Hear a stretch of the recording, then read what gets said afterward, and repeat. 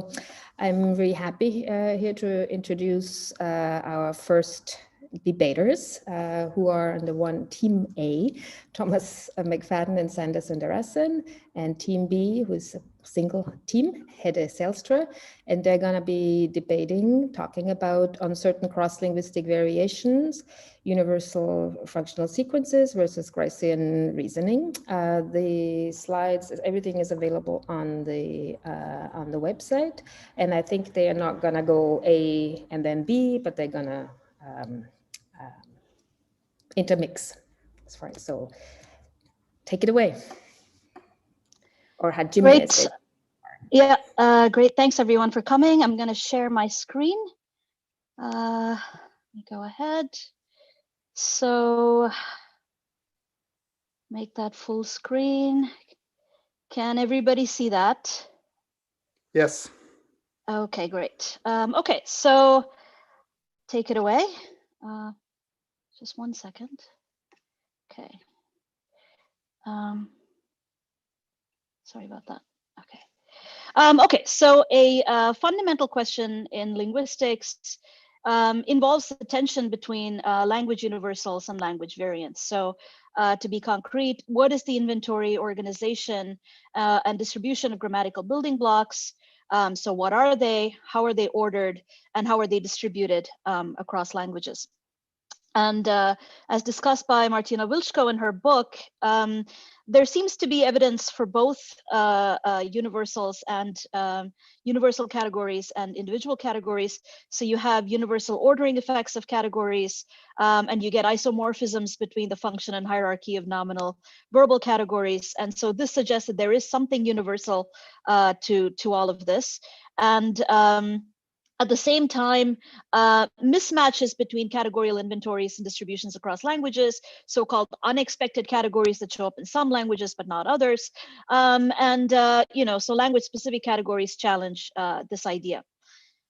So we can identify two extreme positions here, and I'm co-opting these terms again from Wilczko. So the universal base hypothesis, or the UBH, and this is the idea, and it goes back to Chomsky 65, Ross 70, and so on. And to give a quote from Ross 1970, that the deep structures of language are identical. Sorry, what just happened there? Yeah, that the deep structures of all language are identical up to the ordering of constituents immediately dominated by the same node, right? And then the no base hypothesis is the other sort of logical extreme of this. And this is the idea that there is nothing universal, there are no universal building blocks or ordering effects. And this essentially means that languages can vary in unsystematic and potentially infinite ways. So within the minimalist framework, we have a heuristic guideline for how to adjudicate this choice. So that's a strong minimalist thesis, right? So to quote from Chomsky and Berwick, 2016, they say the optimal situation would be that UG reduces to the simplest computational principles, which operate in accord with conditions of computational efficiency. And this conjecture is called the strong minimalist thesis. So what this essentially means for the building blocks is that UG must involve an optimally economical universal base with respect to the inventory of building blocks and their distribution. So given these considerations, we're going to identify our side A and side B as follows. Side A is going to be what we'll call the rich universal base, or RUB, or RUB, and side B is the poor universal base, or PUB. So the rich universal base says, okay, so the building blocks of syntactic structure, by which we mean the inventory and hierarchical ordering of grammatical features. And by the way, we're going to specifically talk about features, not categories, not functional heads, and I'll say in a minute why. That this inventory and hierarchical ordering is universal even at fine levels of detail. That means any differences in surface forms across languages stem from language-specific spell-out rules. Now, the PUB, the poor universal base, says the building blocks of grammatical structure, again, the inventory hierarchical order of grammatical features, they're not necessarily universal and can vary considerably across languages. And this basically means that the language universals that we talked about earlier, which do exist, they should be modeled via external factors. So language use, acquisition, general principles of efficient computation, and so on. Now, I said a second ago that I was talking about features, not categories or heads, and that's because we want to sidestep the entirely separate discussion about how grammatical features map onto structural projections, aka functional heads, and onto categories. So within the cartographic enterprise, the strongest version of that, which is followed in variants of nanosyntax, assumes a one-to-one mapping between features and heads. So every feature corresponds to a head. So having a rich featural inventory means you have a rich functional sequence. So cartography is a classic instantiation of, sorry, this keeps happening, classic instantiation of RUB, and it advocates for a rich sequence of functional heads, and this inventory and hierarchy is universal across languages. But there are other accounts that assume a universal hierarchy and inventory of features without having these map one-to-one onto functional heads. So this is the head bundling approach in Pilkinen's dissertation, or the head splitting idea in Martinovich's dissertation, and so on. But as long as they also assume a universal inventory of features, regardless of how these map onto heads, right, they would also be compatible with the RUB side that we're talking about. So we're not going to talk about this in general hand-wavy terms. We're actually going to focus this with respect to star ABA patterns. So what does star ABA say? It says that two non-contiguous cells in a morphological paradigm cannot bear the same morphological form, let's call that A, to the exclusion of an intermediate cell which has a different form B. Right, so that there's been a lot of rich work that's been done on this, patterns of syncretism for case, comparatives and superlatives for adjectives have been known to respect the star ABA gap cross-linguistically. Now, what does star ABA say for this tension that I just outlined? So star ABA patterns are a potentially good argument for the rich universal base, because they can be seen to build on the idea that morphological patterns must respect structural containment hierarchies. So you can rephrase star ABA in terms of, by saying syncretisms must involve contiguous regions or spans of the functional spine, and two non-contiguous functional spans cannot be syncretic to the exclusion of the intervening span. Now, to the extent that star ABA patterns are cross-linguistically robust, they then provide support for the rich universal base view that grammatical features are universal with respect to inventory and hierarchy. But there is a pub-minded, poor universal base-minded explanation for star ABA patterns, and that could be in terms of patterns of pragmatic reasoning, specifically neo-Gricean reasoning, involving principles like maximized presupposition or the quantity maxim on the part of the language learner. And the idea is basically that whenever a stronger morphological form stands in pragmatic competition with a weaker form A may not expone anything stronger than B, right? So you cannot use a weak form to expone something stronger. And this essentially gives you star ABA. So you can get AAB patterns, you can get ABB patterns, or AAA and ABC, but you can't get star ABA. You can't get ABA because that would violate either maximized presupposition or the quantity maxim. So the central debate, the question that we're going to explore here by looking at star ABA patterns is the following. Do systematic interpretive contrasts across languages derive from the employment of distinct amounts of structure from universal feature hierarchies? That's the RUB side. Or do they stem from differing semantic specifications on simplex formatives that feed into neo-Gricean pragmatic reasoning? And that's the poor universal base hypothesis. So we're going to showcase this analytic tension by looking at star ABA patterns for the morphology of anaphors and pronouns cross-linguistically. And we're going to explore, so after we showcase this, we're going to explore to what extent is an intermediate conceptual position between RUB and PUB viable, and what might this concretely look like? And finally, just so that this doesn't regress into a sort of aesthetic discussion over, what's correct and what's not correct, which is really an aesthetic discussion, we will try to ground this with empirical diagnostics to test which of these sides is correct. So now I'll turn it over to Tom McFadden, so he can talk about the RUB in greater detail. Great, thanks. Okay, so you see here our definition of side A, of the rub position, and this is the most radical formulation of it. That's the idea here. We want to sort of contrast the two radical positions. So it goes like this: the basic building blocks of syntactic structure, by which we mean the inventory and hierarchical ordering of grammatical features, are universal even at fine levels of detail. And what that means concretely is that structure for which there's overt morphosyntactic evidence in one language should be assumed to be present covertly in all languages. Next slide, please. Okay, so let's look at this, and if we think about how this would work with a sort of a model comparative scenario where we're comparing patterns, related patterns in two different languages. So language X shows evidence that there's a particular interpretive contrast that's derived from the structural contrast. And the way that the evidence for that would look, you can see in the diagram at the bottom here. We've got two interpretations, I1 and I2, and they correspond to two distinct morphosyntactic forms, F1X and F2X, which are distinct. And in a case like that, it's a pretty simple analysis to say, okay, the forms and the interpretations come from two distinct structures, and that's what you see at the bottom here, like a nice one-to-one-to-one mapping. Next slide, please.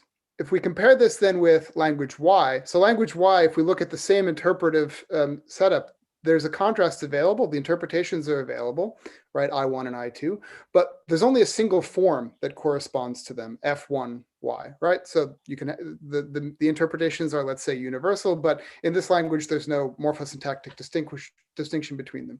What Rub says, basically, is that all other things being equal, we should assume that the same structural contrast is still at play here.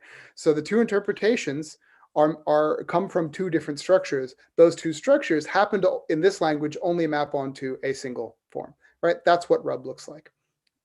Okay, so now let's look at the argument for this from star ABA patterns, and the first example that I'll do is a classic one from Case. So what we've got here is a quote from a recent special issue of Glossa that collects a bunch of papers on star ABA, and the blurb from that volume is a really nice explanation of what star ABA means. And so I'll just read this. Morphological paradigms can be ordered so as to observe the star ABA restriction, i.e. such that only contiguous cells in a paradigm are syncretic. That's an empirical generalization, right? So syncretisms reveal a hierarchy in paradigms, which is in turn accounted for, here comes the theory part, in terms of a hierarchy of underlying features. Consequently, syncretisms can be used as a tool for the diagnosis of feature structures. So let's see, one of the early examples of this comes from Pavel Zaha's dissertation, where he looks at patterns in case systems across languages, and he builds on a lot of prior typological descriptive work, adds a bunch of that to him, of work of his own, and then he proposes a hierarchy.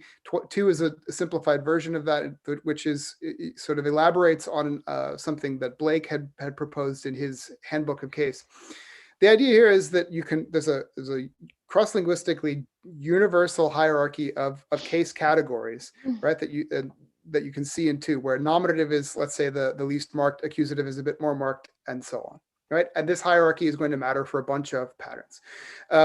Now, in Pavel's dissertation, he focuses on two main patterns. The one has to do with what languages cross-linguistically have in terms of case inventories, so what cases a language has.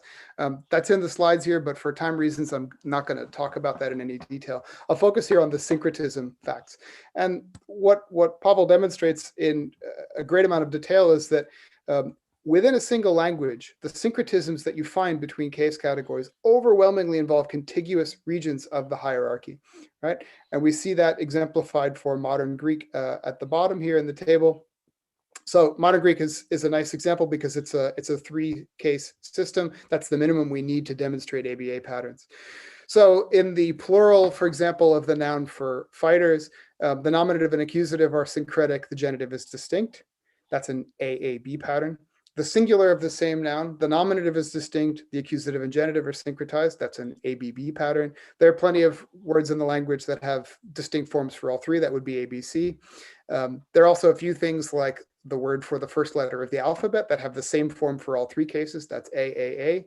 But what you don't find in the language are any forms where nominative and genitive are syncretic to the exclusion of accusative. Okay, and the idea here, the point is that this is consistent across languages, and furthermore, the ordering of the cases that you find across languages is also consistent, right? That set up this ABA pattern. So here's how Zaha accounts for this. He proposes that cases are actually articulated structures where each case contains the structure of the next one down in the hierarchy that we saw, right? So the accusative is literally the structure of the nominative plus an extra head. The genitive is the accusative plus an extra head, and so forth. And this is a big point. The features that underlie these structures are universal, not just in languages with rich case systems, but all languages, right? And what happens then is that languages differ in how they spell out these structures and also how they move things around, which is useful for getting the differences between, say, case and adpositions and that sort of thing. Okay, so if we move to the next slide, if we make suitable assumptions about morphosyntax, we can use this system to derive the two sets of cross-linguistic facts. And again, I won't go into how it gets the inventories thing. I'll skip right ahead to the syncretism facts on the next slide. And here I'll just give you a sort of an important background point. In order to get this off the ground, you need the strict containment relationships of the case structures, and you need some version of the elsewhere principle plus underspecification. The details of how you do this matter for the details, but you get the broad patterns either if you go with a minimal superset understanding of the elsewhere principle, that's the nanosyntactic approach, or a maximal subset, that's the DM approach. Basically, the most specific thing, the best fit is what you have to use in a case where you don't have a perfect fit. That's what they all boil down to. For the examples here, I'm going to use the maximal subset version because that fits in a little bit easier with what we want to say about the anaphors and pronouns, but either one would work. Zaha uses minimal superset because he's doing nanosyntax. So let's look at how this plays out. On the right-hand side here, again, you've got a repeat of the structure of the case categories. Let's imagine you have a language that has the three vocabulary items in the top left here. There's one that's a perfect fit for nominative, one that's a perfect fit for accusative, and then one that's a perfect fit for instrumental. There's nothing that perfectly fits for genitive or dative. What this is going to get in the maximal subset version is that that form, that exponent y, will also be used for the genitive and dative. So you're going to get syncretism between accusative, genitive, and dative here with distinct forms for nominative and instrumental. Now, for these examples, I'm going to be focusing on accusative, genitive, and dative. So from that perspective, this is an AAA pattern. All three of those cases get the same form. Okay. So now, if you wanted to try to turn this into an ABA pattern, what you would imagine is, okay, we want something special for genitive. The accusative, genitive, and dative are all the same. We want accusative and dative to stay the same. We want genitive to get something special. So let's add a single vocabulary item that's specified precisely for the genitive. That's what we've done here on this slide. And that's the element, that's the exponent pronounced Z, right? And that fits perfectly for the genitive. Now you might hope that the existing vocabulary item Y would still cover the accusative and dative, but that's not how the elsewhere principle works. Right? The logic of underspecification in the elsewhere principle is going to ensure that this new vocabulary item will also cover the dative. So what we get here is, again, nominative is X, instrumental is W, that's fine. Y is on the accusative, but Z is now spread to the genitive and the dative. So what we get, if we're again focusing on accusative, genitive, and dative, we get an ABB pattern. We cannot get an ABA pattern. So that's how this works. That's the basic logic of this situation. Now, why is this evidence for the rub position? Well, the restrictions on possible syncretisms crucially depend on having this implicational containment structure.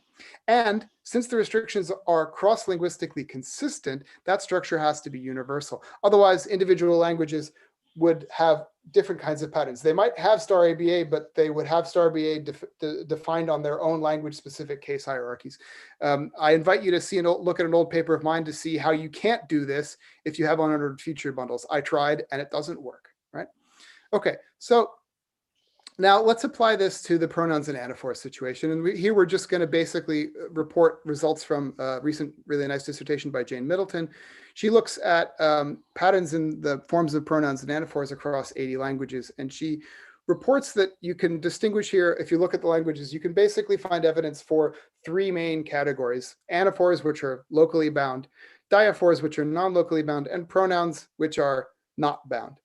Some languages have three distinct forms for these three things, but many of them collapse them one way or another. And so again, this is a place where we can look for ABA C and ABA patterns. So on the next slide, you see what she reports is you get ABC patterns, you get AAB patterns, that's English, where pronouns and diaphors are syncretic. You get ABB, where your diaphors and anaphors are syncretic, but you don't get ABA. Okay, surprise, surprise, right? Again, ABA, star ABA showing up. So what's the account for this? Again, it's entirely parallel to what Zaha did for case. We can see this on the next slide. We've got a containment structure where the structure of the anaphors is complex and contains the structure of the diaphors, which contains the structure of the pronouns. Again, we make suitable assumptions about spell out, and this will get us star ABA. We can see on the next slide. If you have a language that has vocabulary item that fits perfectly for pronouns, another that fits perfectly for diaphors, that second one is what's going to expone your anaphors. There's no way to get the X exponent to go for anaphors. That's what you would need in order to get an ABA pattern. So this will give you an ABB pattern. The only way to get ABA, we see on the next slide, is if you have 3 exponents. Again, you've got one that fits pronouns, one that fits diaphors, and another one that fits anaphors. And it just so happens that the one for pronouns and anaphors accidentally have the same form. That's the only way you can get ABA. And this seems to be exactly right. In the rare cases you get ABA patterns, there's usually good reason to think that that's because of accidental homophony. So, and Middleton shows that this the structural containment is motivated also by transparent morphology. So the fact that in lots of languages like English, you can see that the anaphor is transparently built out of a pronoun form plus an extra element.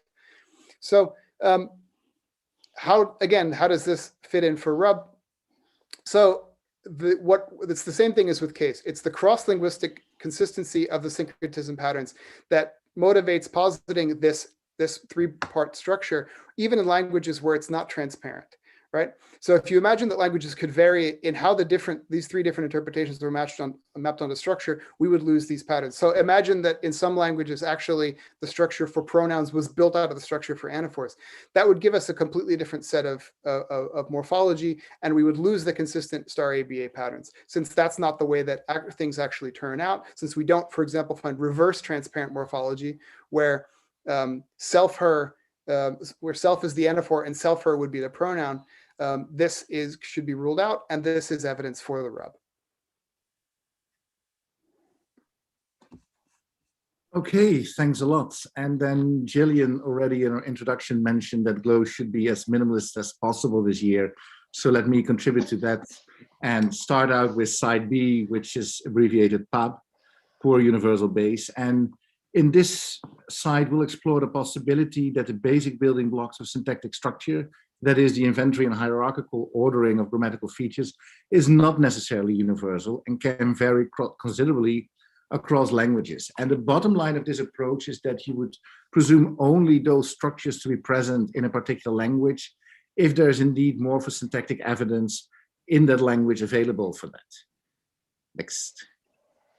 So let's just recall the previous scenario. In language X, one language, there's a particular interpretive contrast that is derived from a structural contrast, and there's 2 forms for each part of the structure, form 1, F1, and form 2, F2. This is the same as in the initial scenario that Tom introduced, but then by contrast, let's assume that in language Y, there is no morphosyntactic evidence for such a structural contrast. Under the PUB perspective, you would not say that there's 2 underlyingly different structures, S1 and S2, that get both realized as F1, but rather there's only one syntactic structure, or one meaning structure, if you like, that underlies both interpretations 1 and 2. So there's one structure to be spelled out by one particular form, and this particular structure underlies both meaning differences.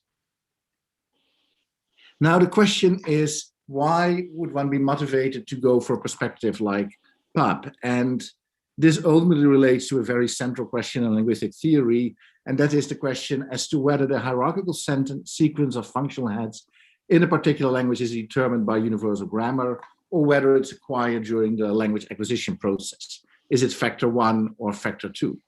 And what I argue here is that the default answer to this question should in principle be factor 2, namely emergence during acquisition.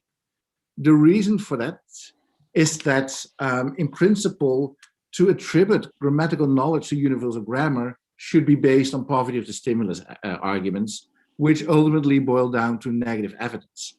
If a particular human being has grammatical knowledge at their disposal that cannot have been acquired on the basis of the language input solely, then almost by entailment, that grammatical knowledge should be part of the innate linguistic endowment. But the crucial thing is that for many of the aspects here, the relevant grammatical properties of the target language are actually learnable. So for the grammatical features, that is the morphosyntactic features that are active in a particular language, there's clear overt evidence for that in the language input for the language learning child. So without any allusion to universal grammar, those morphosyntactic features, of which there is a grammatical reflex, and that could be a different part of speech, involvement in agreement, trigger for movement, and what have you, can indeed be considered part of the formal feature inventory of that target language. Of course, features that aren't morphosyntactically active, for those features, there's no evidence for the child, but then again, why should a child acquire them if they're not active in a target language anyways? Yes. So the same holds for the internal structuring of those features. Hierarchical relations as such are learnable, provided, of course, that a child knows that syntactic structures are hierarchical in themselves, but that's an independent question and a very interesting one. But these hierarchies, the existing hierarchies, can again reflect themselves in a language input, and that could be either inflectional ordering, particular word order effects, scope relations, and the like. Now, of course, not all is that good, because at the same time, and this is the real problem for any pub-based approach, is that such a perspective does not explain why the same hierarchical relations are attested over and over again in different languages.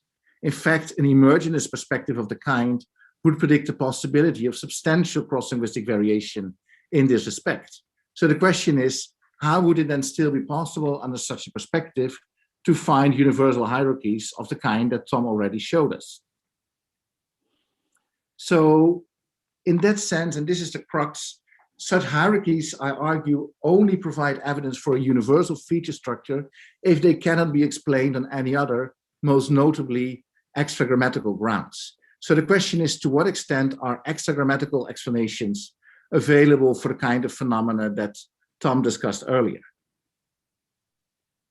And for this, I would like to look again at the star ABA patterns that have been observed in Jane Middleton's wonderful work on the distribution of diaphors, anaphors, and pronouns.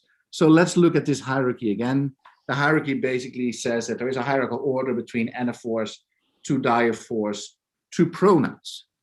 Now, what does this amount to? What this could be, of course, is that this reflects an underlying feature structure of the kind that Tom alluded to, but it could also be that it's not the syntactic structures underlying these three elements that are at stake, but rather their meanings that stand in a particular hierarchical relation. And to see this, let's just have a look at English. And English is a language where pronouns and diaphors form a particular class to the exclusion of anaphors. So English is a language where in this domain, you get a typical AAB pattern. Now let's just look at two English examples. I took the examples from Jane Middleton, but modified a little bit. And the minimal pair is in 7 and 8. Oprah thinks that only Megan loves herself versus Oprah thinks that only Megan loves her. Now, clearly herself in 7 only refers to Megan, whereas her in 8 can refer to basically any feminine referent except for Megan. So it could refer to Oprah, it could be referred to a third person, but not to Megan. Now, what you see in 7A and 7 and 8, there's one way to describe these different meaning contributions, but there's another slightly different, those are in 9 and in 10. So in 9 and 10, what I try to do here is to make the readings as similar as possible. So basically assigning the same logical form, but then rather putting constraints on certain variables or indices. So 9 means basically, again, that Oprah thinks that only Megan loves herself. So the lovey can only refer in this case to Megan. But there's a different way of representing 10 where you say that her is completely, can we go back to 10? Sorry. Yeah, sorry. Where her is completely underspecified with respect to its potential referent, as long as the referent is feminine. So you could assign it a logical form where her could refer to Megan, to Oprah, or to any other party. Now, the question, of course, is we know that 10 doesn't have this reading. But given the fact that the two examples stand in a pragmatic semantic entailment relation, any version of neo-Gricean reasoning, be it maximized presupposition or be it quantity, will ensure that by uttering the her example, the semantically unspecified example, the hearer will infer that the speaker does not intend to convey the meaning expressed by the herself example. And in that case, you get the principle B effect, namely that her in the respective examples cannot refer to Megan, even though semantically this reading is not excluded. It's a blocking effect by virtue of the semantically stronger expression containing herself. Now, I think there's several advantages of such an approach. One of them is that principle B effects in this way are not syntactically encoded, but rather pragmatic in nature. And I think, or we think that, I don't know actually, that is an advantage because it would fit in the picture that syntactic operations are generally not known, trigger distinctness effects, and also that principle B is acquired by children at a much later stage, most notably at the time where they already have acquired various pragmatic inferences such as scalar implicature. Now, a third advantage is that we also take this to be able to derive a star A. If you have only one particular form, like her, haar in Metal and Dutch, it just has the pronominal reading underspecified, and there's nothing more to say, so it can have all relevant readings. But now let's try to see how we can derive the star ABA effect. The bottom line is that if something, a particular form B, or the meaning behind a particular form B stands in a pragmatic competition with the meaning behind a weaker form A, there's no way that A can be the exponent of anything stronger than B. And rather than go into the technicalities here, we best go to the next slide, where again, there's the three different readings for an anaphoric, diaphoric, and pronominal reading, where in the anaphoric reading, under this semantics, the anaphor could only refer back to Megan. A diaphor, in principle, could refer back to both Oprah and Megan, but the Megan interpretation will be blocked by virtue of the anaphoric reading, and the pronominal reading finally will say it can be any element, but then again, both the diaphoric and the anaphoric interpretations are blocked by the anaphoric and the diaphoric readings. Now suppose we have a particular language where a pronoun is realized by a form X and the corresponding diaphor is realized by a form Y. Clearly, using X will give rise to the pronominal reading, and clearly Y will give rise, or using Y will give rise to the diaphoric reading. Now, strictly speaking, just having these speller roots and these meanings, in principle, both Y and X can also give rise to anaphoric readings, as they are semantically compatible with those. And both, in principle, can give rise to diaphoric readings because, again, they're compatible with those. But since the reading of the diaphor is stronger than that of the pronoun, using the pronoun for an anaphoric reading is semantically blocked or pragmatically blocked. And similarly, since the reading of the diaphor is stronger than that of the pronoun, using the pronoun or the pronominal form for a diaphoric reading is blocked as well. And this, again, as we will see, creates a star ABA effect. To see that, suppose how that would come about. The only way to get an ABA pattern would be where you would say, well, the pronoun has form X, the diaphor has form Y, and again, an independent anaphor should have the same form X again. It's in a way the same like the previous example, but it has one additional exponent for an anaphor. But under this scenario, the form X of the anaphor is purely homophonous. That is, it's a result of accidental homophony, to the form for the pronoun. It's just a sheer coincidence that A and C both realize X. So what this shows is that actually the star ABA pattern that Middleton observed can be derived not only under RUB, but it can also be derived under PUB. And since it can be derived under PUB, it's no longer evidence for a RUB approach for star ABA patterns in the pronominal / anaphoric domain. Now, of course, as a final remark, I would like to say that this does not make any claims about the status of all observed star ABA patterns. It can only make claims to those star ABA patterns that can be reduced to pragmatic semantic blocking effects. And then it's ultimately an empirical question for what existing star ABA patterns that indeed applies.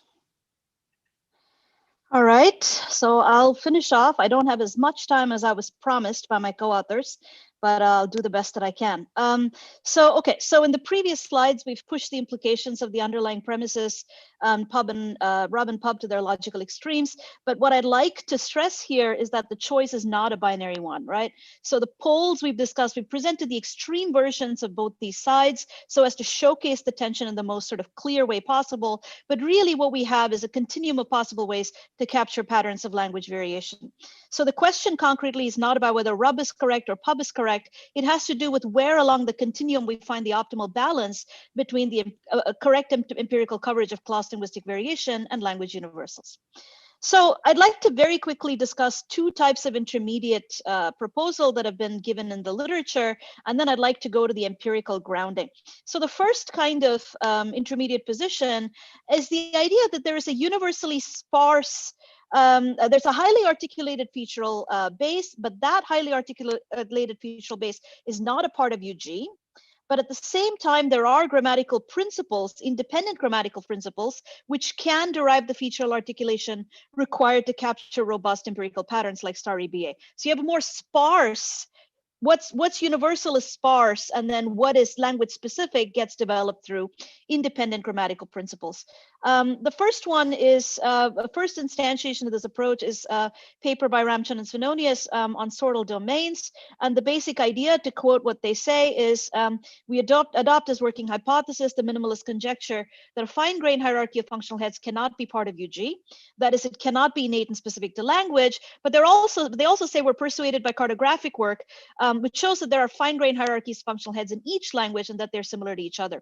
So the way that they balance this tension is by saying that for the majority of cases, the kind of articulation that you need is grounded on a conceptually ordered tripartition of what they call sortal primitives, that is proposition over situation over event, and that is universal, and independent grammatical principles that act on these yield for the majority of cases the structural hierarchy of domains headed by C, T, and V in that order.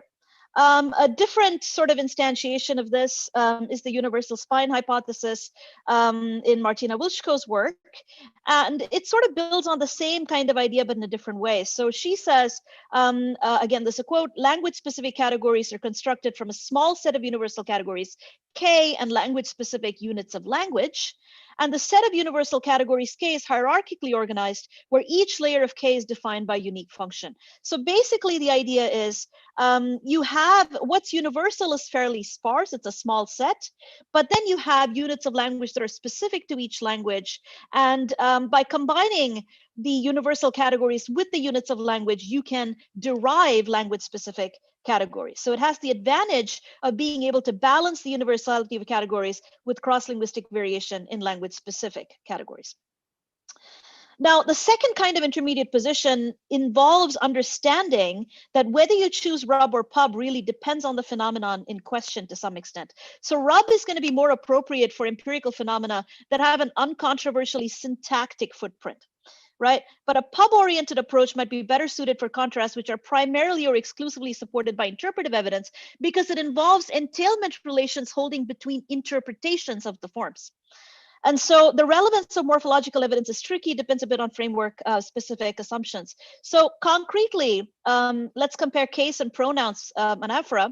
The distinction between pronouns, diaphors, and anaphors since that has an interpretive component, that is something that lends itself to a pub-based analysis. But the distinctions between case categories have often been observed to have, at best, a tenuous relationship with semantics, well, structural case at least, right? And so this makes it difficult to imagine how a pub-based analysis would deal with this kind of thing. Now, this is the part I want to stress, so I do want to talk about this. Ultimately, the correct choice of intermediate solution must be grounded in independent empirical diagnostics. And the reason for this is there is no independently motivated metric of what kind of featural hierarchy is rich enough or poor enough. And that's a fun thing to discuss over a couple of years, but it's ultimately an aesthetic exercise in speculation and often pontification. And that's not what we want to do here. So I just want to quickly look at what empirical diagnostics might look like to test our ABA cases for anaphors versus pronouns. So the main difference is that under the rich universal base, anaphors and pronouns have different syntactic structures, right? As such, they can, regardless of whether you have AAA, AAB, ABB, or ABC, these elements always have distinct syntactic structures. And what that means is, basically that they should have different semantic interpretations, right? Regardless of the morphological forms. But under pub, a language like McFadden Dutch, which has an AAA pattern, has a single underspecified structure, which can be used anaphorically or pronominally given pragmatic entailment relations, right? So what this means concretely is that we don't expect syntactic or semantic differences between the anaphor and pronominal uses in McFadden Dutch. And we can test this, right? So there's two ways to test this. One is syntactic behavior. This is the anaphor agreement effect, which is the observation that something that is structurally anaphoric cannot trigger covariant phi agreement. Pronouns being structurally different aren't subjected to this. And then you have the more classic semantic difference between anaphor and pronoun, which is that an anaphor is an obligatorily bound variable.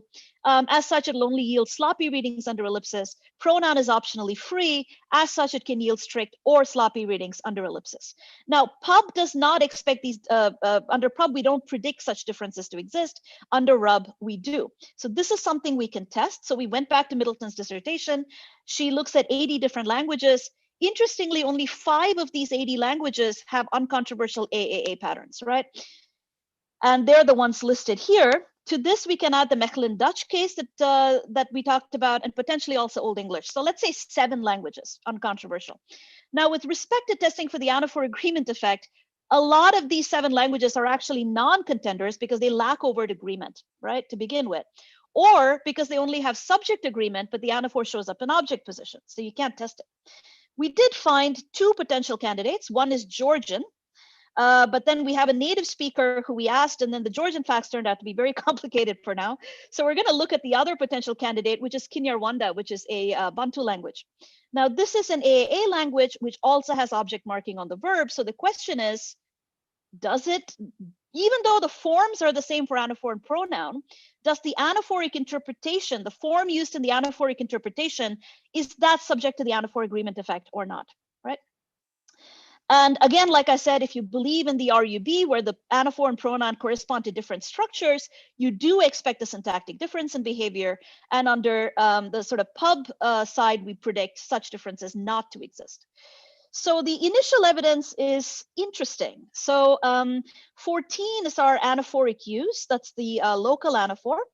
So Kanga thinks that Piglet only loves Piglet, right? And in this case, you'll notice, if I look at the verb, there is subject agreement, tense marking, the root, and then aspectual marking. But if you look at, that's the anaphoric reading. So there is no object agreement.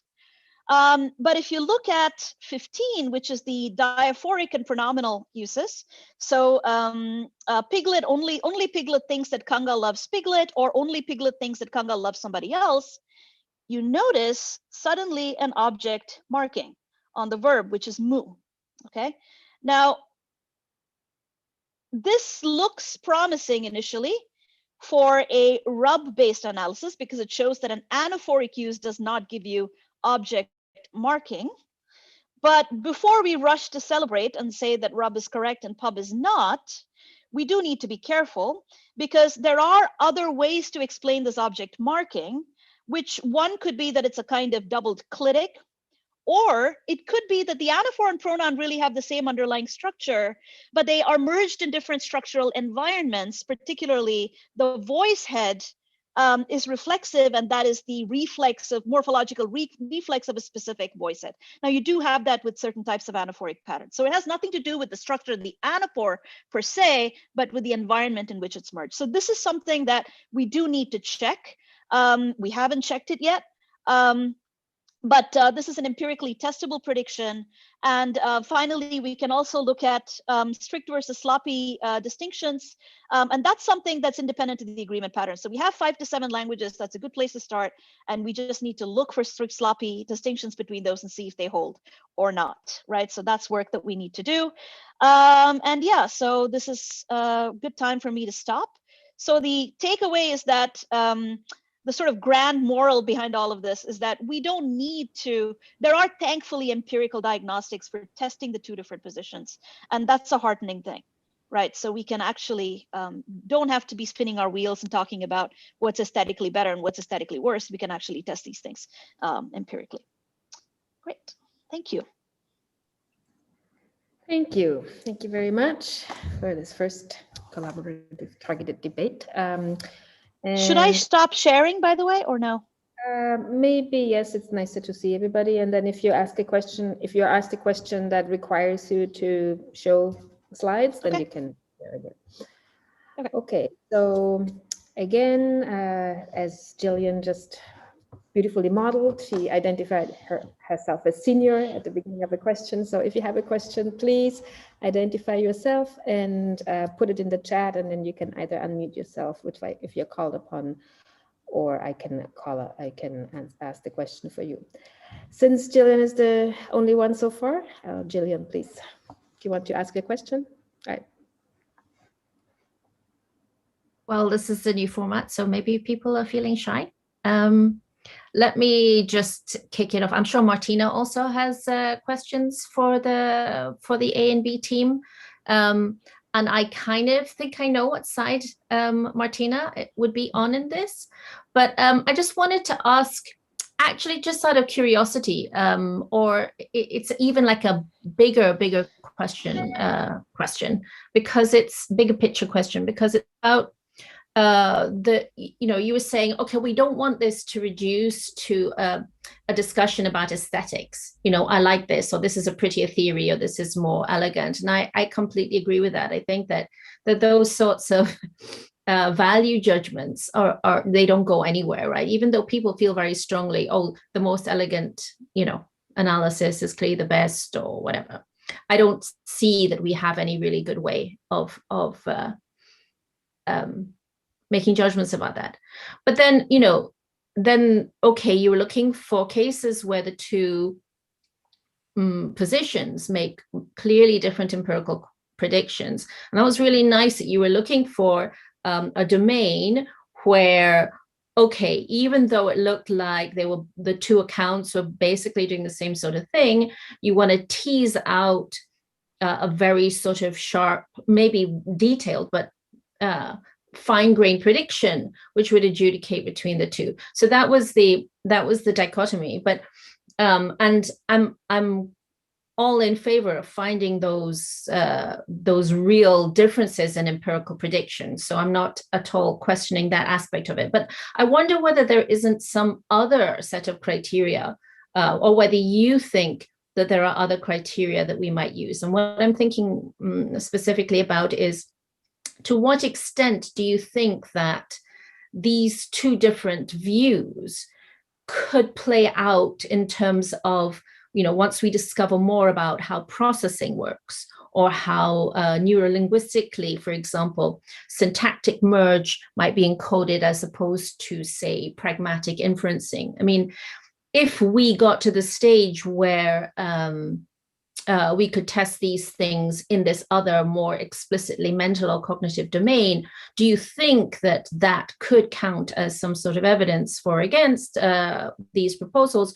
Or are you really, so I guess I'm asking, to what extent do you think this disagreement is a kind of computational level disagreement, And to what extent are we actually looking at something which might have consequences for how the brain actually does things? Because if that's true, right, you could sort of imagine that at the very least, somebody might say what we know about the human brain and plasticity and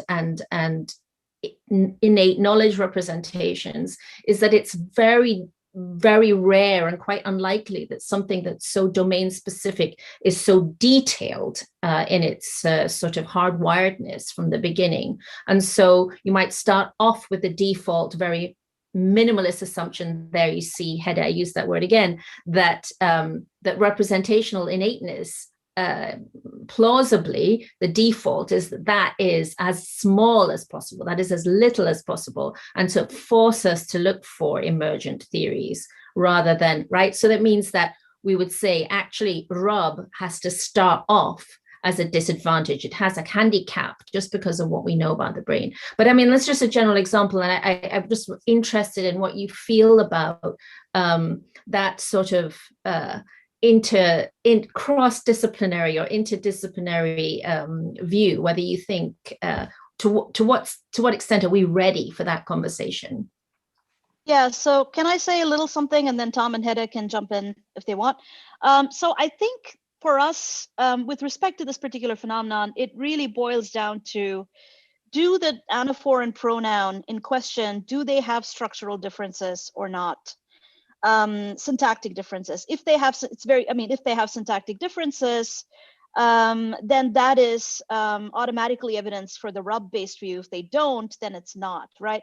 And I can see that psycholinguistic work, to the extent that it can bear on that question, to the extent that it can tell us about whether anaphors and pronouns have different structures, could indeed be useful for helping us adjudicate that choice. So Elsie Kaiser has a lot of really good work on perspective sensitivity and perspective shift that precisely seeks to target this kind of distinction, where she looks at ways to distinguish different types of locality domain, which is a syntactic property. And you can do that by psycholinguistic work. So she has some really nice work that looks at that for different types of anaphors and pronouns. So I do think that kind of work, to the extent that it can give us concrete answers about syntactic differences in distribution, in feature composition, in the containment relations, to the extent that it can give us answers about those things, and there is evidence to think that it can, I think absolutely, I think it can bear on the distinction between these two things. Hedda and Tom, if you guys want to say something or not. I can say something, Tom. Other questions now too, so that maybe give other people a chance. I don't have to add anything here, Hedda. If you want to say, Sandhya said basically what a better version of what I said. I mean, ultimately the question is, how can you make predictions between the two approaches that are tested in any way, psycholinguistically, process-wise, acquisition-wise, etc. I have much more to say about this, but let's go to other questions. Okay, I think there are a bunch of other questions actually. So we'll go to Laura. Kaylin, please unmute yourself and ask your question. You're muted, Laura. Yeah. Yes. Thank you. It was set so I couldn't unmute. So I'm interested in following up on the strict and sloppy readings, not about that in particular, and maybe also this relates to Luisa's question, but I'm wondering, to the extent that you still find some kind of syntactic or semantic difference, even let's say strict versus sloppy, is there still a back door to say that this falls out from something that doesn't have to do with the internal structure of anaphors, pronouns, and diaphors, but to the extent that that difference is then still stable cross-linguistically, are you just kicking, like, does pub need to continue to have to keep kicking the can down the road in terms of where universality lives? Because if it turns out that anaphors have a special structural position in every language, even if you can't show that their internal structure is different, then something needs to be universal there too. So I'm wondering, how you make sure you're not just kicking the can down the road. Yeah, I think that's for Hedda. Yeah, I mean, of course, but this is how it standardly goes back and forth. If there is a problem with strict or sloppy readings, or in the example that Sandhya ended with, where it may look like there might be some kind of an object marker present for diaphoric and pronominal readings, but not for anaphoric ones. Is it really an object marker? And you should go back to the drawing table. And so the point that we try to make here is that for both approaches, you really need to make sure, okay, what exactly are the assumptions that you need to adopt, and what kind of predictions make that? So it's always easy to find an ad hoc solution to some problem, but that ad hoc solution should be independently motivated. Good. All right. Thank you. So we have a question from YouTube, but Luisa Marti, I just saw she came here. So next, please. Unmute yourself. Thank you. I managed to find the link in my spam folder. I just wanted to ask, under the pub approach, you'd expect, since it's based on entailments and on Gricean reasoning, you'd expect different behavior in downward entailing environments. Under negation, for example, where what was the strongest form, the most loaded form in the positive environment, that will turn out to be the weakest, and so on. Do we find this?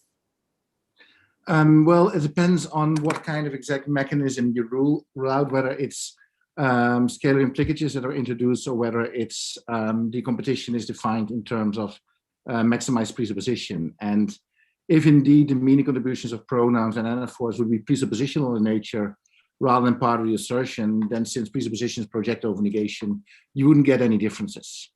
Of course, that should be computed, but I would put my money on those contributions being presuppositional. So you always have that out then, Hedda, huh? You can just always say it's presuppositional if it doesn't work. There's always a way to escape from negation. That's interesting. Okay. We good? Okay. So then let's go to a junior question. Marcin Wagil, do you want to unmute you? Read my questions. Yes. So I hope I haven't missed, so I'm reading Marcin's questions. I hope I haven't missed anything, but in pragmatic-based competition stories, there are often conditions under which blocking is lifted and does not operate. So Uli Sauerland and colleagues' approach to the singular plural distinction.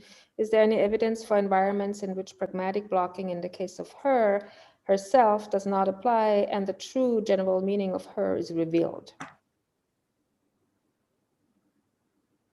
I mean, I feel that this is addressed to me, but if other people want to answer. You go first, and then I'll say something. Yeah. So the question is whether some of the principle B effects could be lifted to the extent where principle A effects can't be lifted. There are some reports. So if we talk about Mary, everybody loves Mary. Susan loves her. Peter loves her. Bill loves her. Even Mary loves her. Such things are fine. So in those cases, principle B effects, likewise principle C effects, can be lifted. So those could be ways. It relates a little bit to the question that Louise addressed before. Is the principle B effect, if we're talking about a scalar implicature, or is it presuppositionally encoded? In the latter case, it's more hardwired in a meaning contribution than in the former case.